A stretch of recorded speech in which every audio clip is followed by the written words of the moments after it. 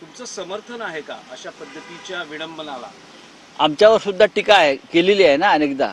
आता हे एकनाथ शिंदे आणि त्यांचे लोक आमच्याविषयी काय बोलतात. त्यानंतर स्वतः देवेंद्र फडणवीस यांच्याविषयी सुद्धा आक्षेपार्ह वक्तव्य त्या काळात होत होती आणि ती चुकीची होती, तरी त्यांनी ते सहन केलेलं आहे. अनेक ठिकाणी असं होतं.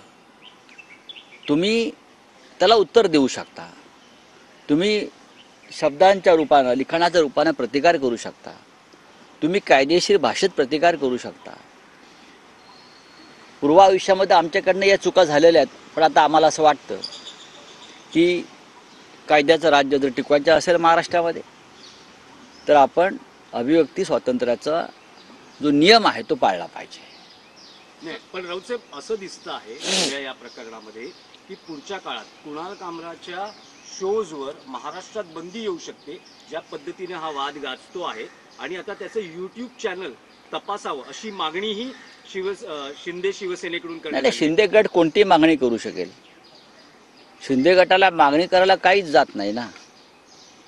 ते रेड्याचं दूध काढू शकतात, ते बैलाचंही दूध काढू शकतात. मुळात या देशामध्ये अजूनही कायदा आहे आणि अजून या देशामध्ये काही प्रमाणामध्ये स्वातंत्र्य आम्ही टिकवलेलं आहे. आमच्यासारख्या संघर्ष करणाऱ्या अनेक लोकांनी देशभरामध्ये. तुमच्यावरती काही टिप्पणी केली